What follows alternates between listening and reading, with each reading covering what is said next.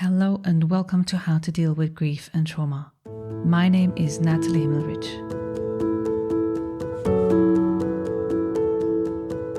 Today on the podcast, I have the pleasure to delve deeper with Katja Faber, who has been a guest on the podcast in Season 1.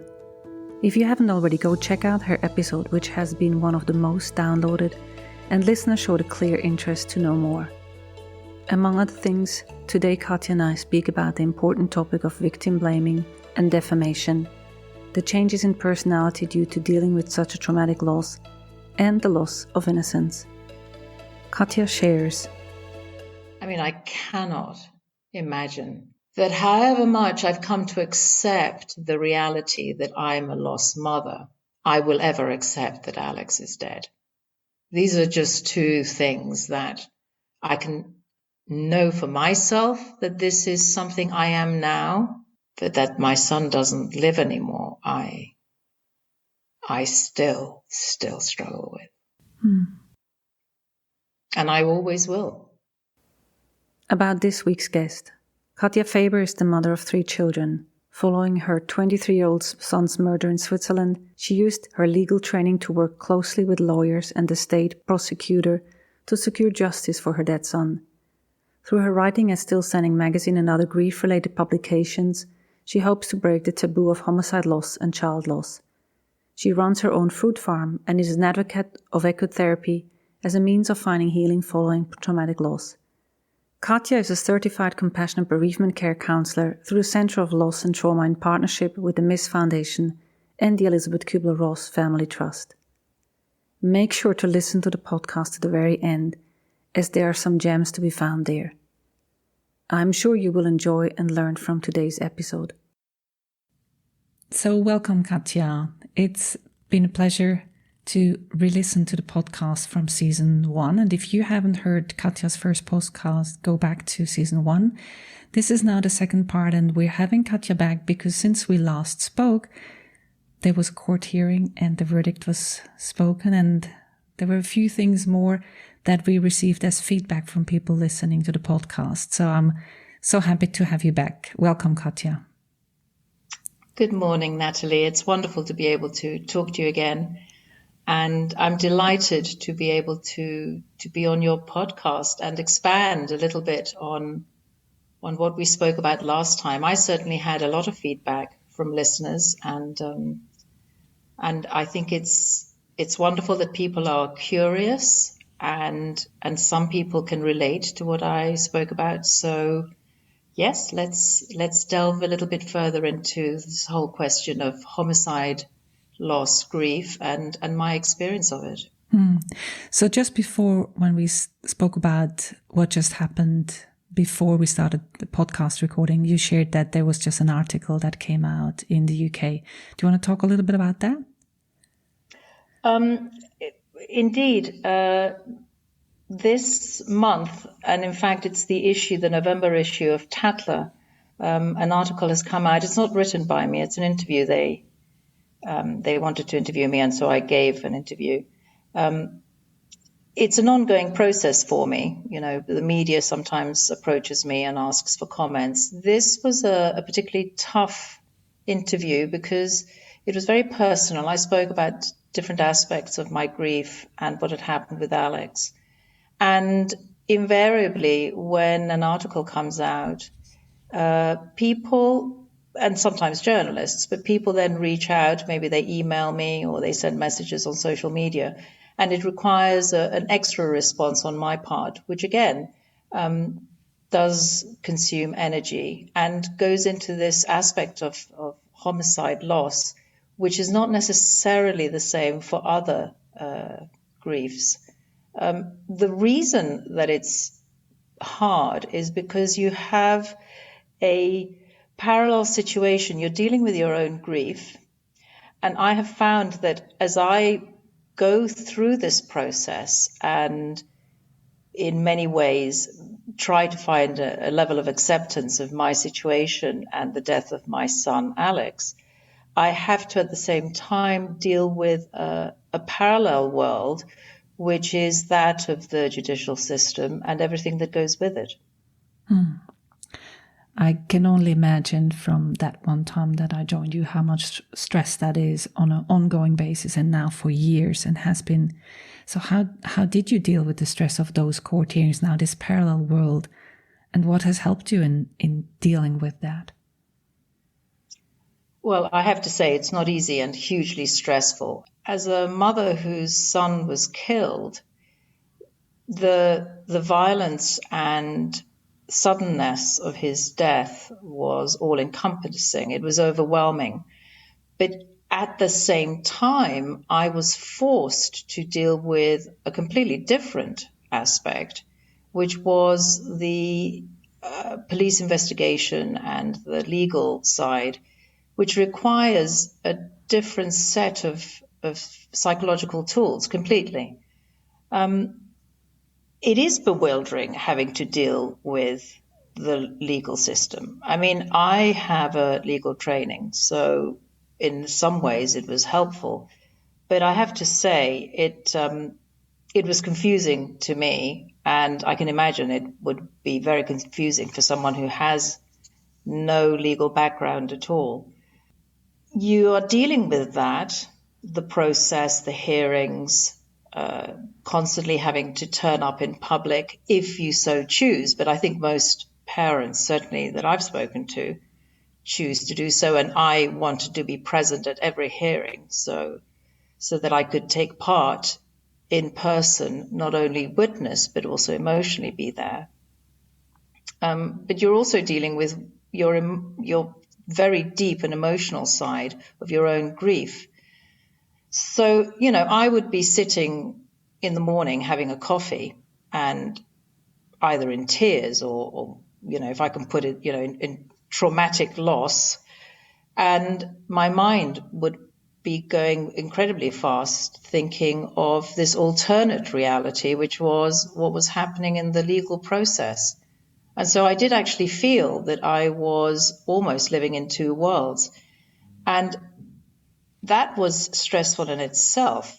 But to actually have the interplay of those, to bring those two together, that's where the re-traumatizing really takes place. Mm-hmm. When you have to put yourself as a grieving parent into that arena of the public hearings, I found it overwhelming. And I mean, I would take a notepad to the court and a pen, and I would try and doodle as I listened with my head bowed down so that I could focus on what was being said and somehow compartmentalize what was happening, because otherwise I knew that I would break that I would break down. And I have broken down in court. I mean, sometimes it has been too much. And the judges have been very kind and they did stop proceedings for a few minutes. But I mean, certainly in the last hearing, which you now just mentioned, which was a rehearing of the appeal, which wonderfully, if I can put it that way, the killer, Alex's killer, was found guilty at. I broke down at one point, and the judge eventually said, "I'm sorry, but you're going to have to leave if you can't pull yourself together." So it is very hard. And, I'd been to court now quite a few times, and nonetheless, when they're talking about your child and how they were killed, it's horrific. Yeah. I mean, even a court hearing without a death is stressful, and everyone can imagine that. And listening to you with all that background of understanding you are the mother of that child they are talking about. Undoubtedly. I mean, any court proceeding is stressful. I mean, it doesn't matter what it is, whether you're the plaintiff or the defendant, what your reason is for being in court. You never know what the outcome is going to be. You never know how you're going to personally respond. So it is always a very distasteful and difficult thing to go through. But I mean, being in a criminal court when it's your child that's been murdered is almost in a different category. Yeah. I certainly found the fact that my friends and family were able to attend, hugely helpful. And throughout all these hearings, I have had friends who have come with me to court, and to have them either sitting with me next to me or in the public gallery has meant so much. It helps to ground you. Yeah. There are people there you trust. So from my point of view, just even waiting outside, you're waiting. There's a lot of waiting that goes on in hearings. You have moments when they take recess, or you have a lunch break or whatever. But, even before the hearing, as people gather outside the courtroom, I could feel my blood pressure skyrocket, because you'd see the lawyers arrive, and there would be, members of the public, and there would be the media. And you're just waiting outside. You're just another person. And sometimes people might recognize you, or they might point. Not that it matters to the extent that you think, well, I'm here for my child, but it does affect you, because you're so exposed, and you're trying to keep your emotions under control, and yet you can feel this rising tension of nervousness and everything that lies ahead, because you have absolutely no control over what's going to happen in the courtroom.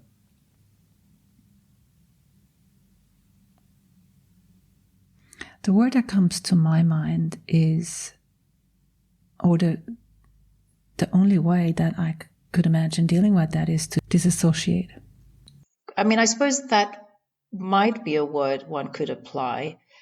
I would not use that word myself, because I was fully aware of both aspects. I think compartmentalize fits better. Okay.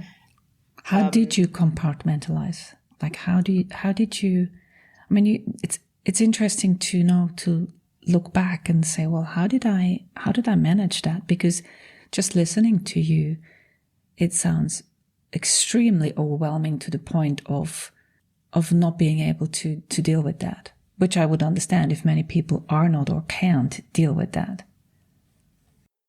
Sorry, I don't know whether you can hear in the background. That's my Labrador. I have no training in compartmentalizing, and, whatever I say is my own experience of what. So how did you deal with those moments that you're just describing so beautifully, in terms of sitting outside the court, waiting, having people walk by, people point at you? How do you get through that? It's so hard, and I think it depends on the day, how you're feeling. There were times when I hadn't slept all night, and I would turn up at court, and I was physically exhausted, but in many ways I had so much adrenaline going through me that I sometimes had the impression that I was more in control than anyone else. I'm not sure what it was that I particularly relied upon. It was a combination. Like I said, I would doodle in court. I would try not to make eye contact with the lawyers. But then perhaps on a different day, I would just stare at them, wanting them to look me in the eye. I think it depended on the moment that I was in. Undoubtedly, having friends and family there did help me, because there would be moments, for example, when I would want to go to the bathroom. And in the way of these things, a courtroom doesn't necessarily have a bathroom for the family members of the victim and for the others. And so I would send somebody ahead to check that the bathroom was empty, because I didn't want to run in either into the media, or maybe the killer's family. Small things like that. You you are having to think ahead, just simply to be able to protect yourself, to get through the day. And for example, one of the things that I found immensely helpful was, a couple of my girlfriends would drive me to court or would go with me in the taxi to court. And just having somebody there, or somebody who gives you a hug as you come out of the court, or says, I'll come and pick you up. I'll be waiting at the corner of the street. Just walk and just get in the car and I'll take you home. Those things make a huge amount of difference, because actually getting into the car yourself, and that's what I found right at the beginning, and then, driving away, I mean, you're lucky if you don't drive into a tree. Your mind is not on driving. And I realized quite quickly on that better I didn't actually drive the car after having spent all day in court. So one topic we spoke about briefly was victim blaming. Do you want to say a little bit more about that? Yes, very much so. It's a topic close to my heart. For the listeners that don't actually really understand what it means in the context of homicide loss, victim blaming is when you have either the public or the media, or indeed very often defense lawyers, attribute some kind of blame on the actual victim for the fact that they got killed.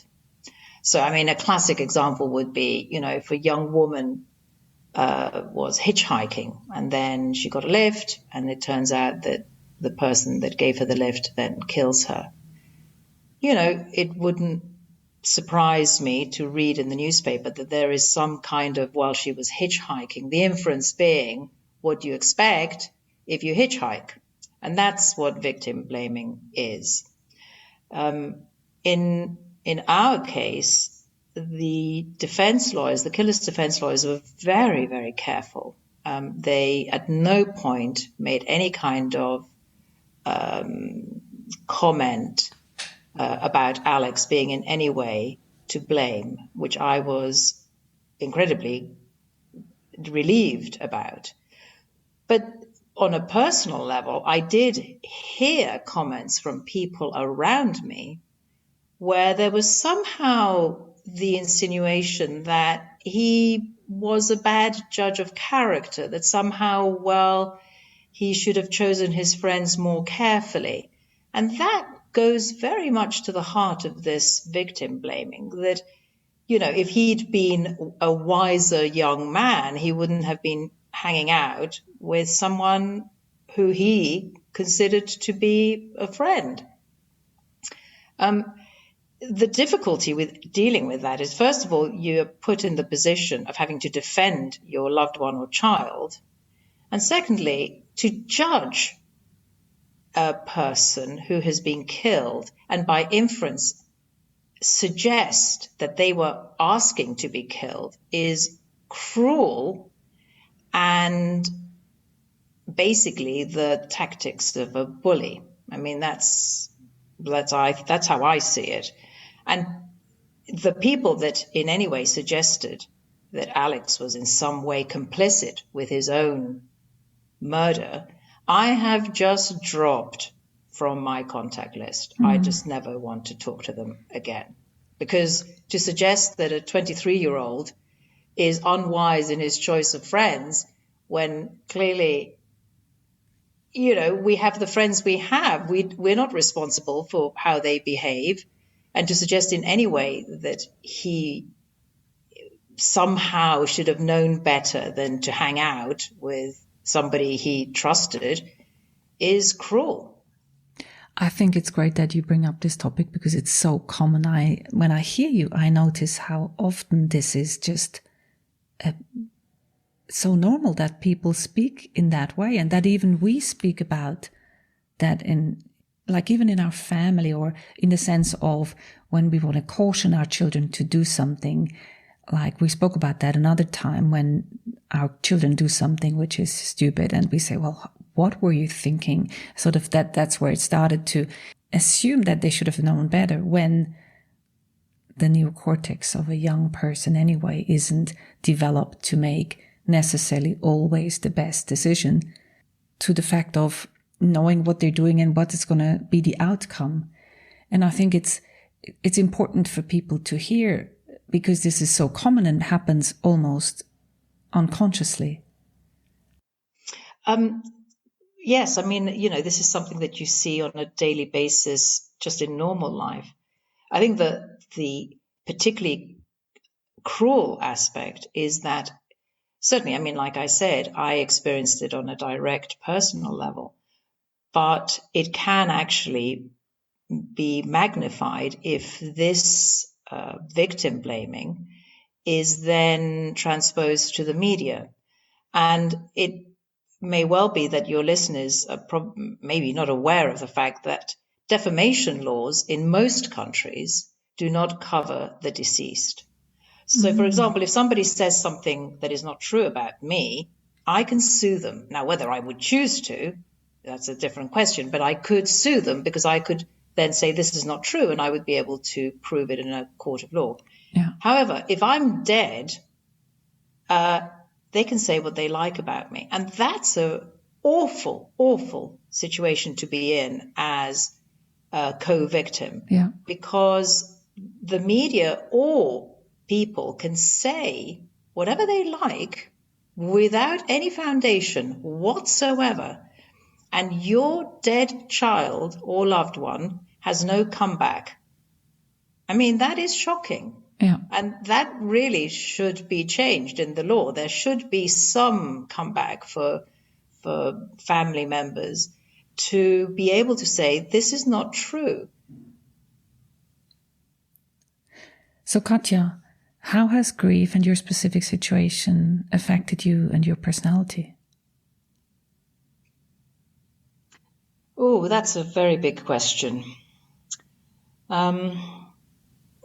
I mean, I'm not new to grief. I've lost parents and loved ones, a sibling, some very close friends.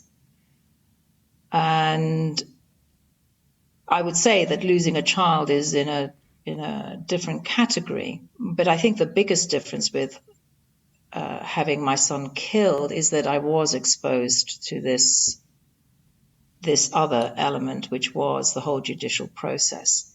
So had Alex died in natural circumstances, I think I would have felt a deeper compassion and kindness towards the world than I do now. And I say it with an element of sadness, because I do sense out within me that having had to go through the judicial process and having seen the worst of human nature, despicable behavior, absolutely the most dreadful way of dealing with a situation like the killing of a young man, having seen that at close quarters, having experienced it day in, day out, how the legal system, how the defendant,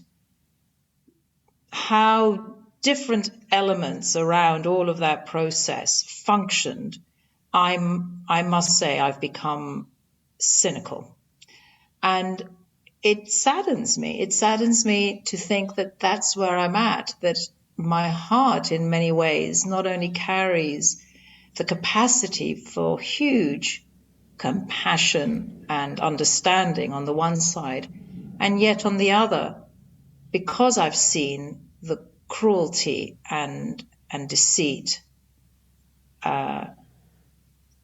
in going through this process of the hearings, not only having lost my son to homicide, but actually the judicial process, a part of me is not perhaps so nice. You know, when you have to fight for justice, and when you have to stand by and let the process take place without being able to control it in any way, and you're left just with hope that somehow things resolve themselves as best as they can, which they don't always do. Something inside of you breaks, and perhaps at the end of the day, you may be a wiser person as to the human condition, but that doesn't necessarily mean you're a nicer person. I think that's completely understandable. And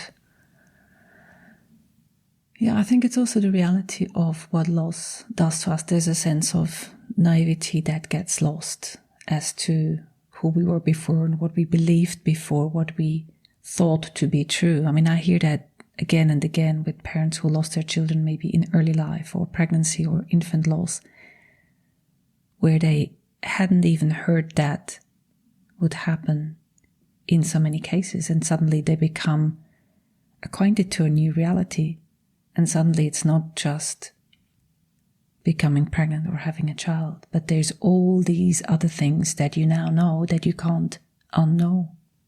That is absolutely the case. I mean, the loss of innocence is a big one. I would add to that with loss of innocence, in the case of homicide, comes a understanding of the cruelty of man. And I don't mean man, just male man. I just mean man. Human. Mm. And you see it up close. And once you've seen it, you can't unsee it. I mean, I am aware that every single morning that I get up, I choose to be a good person. And, you know, most of us understand enough about psychology to know that we all have our good and shadow side. But I am actually acutely aware that I choose to do good in the world, and I choose to be positive because I have seen up close the horror of the dark side. I don't want to go there, but a part of me knows that side now because I've seen it, and my son lost his life because of it. And there is no coming back. That side is forever exposed. And I think you live with it. Once you've lost somebody to homicide, you live with that every day. Now it's been 7 years, if I'm right. How would you think that in those 7 years, all that you've just described, how has it become part of your integrated? You know, I think when I think about the cruelty and the things that you've seen and heard and that you can't unknow, there's a point in time when there's shock to that. And then it becomes so something that you hear again and again. And you were saying that every court case is basically re-traumatizing because you go through it again and again. How has that integrated in your life, in yourself? Or has it? It has, but I don't know to what extent. Mm-hmm. I'm a work in progress. I think it'll take me the rest of my life to fully integrate this. And I can well imagine that as I lie on my deathbed, I'll still be dealing with this.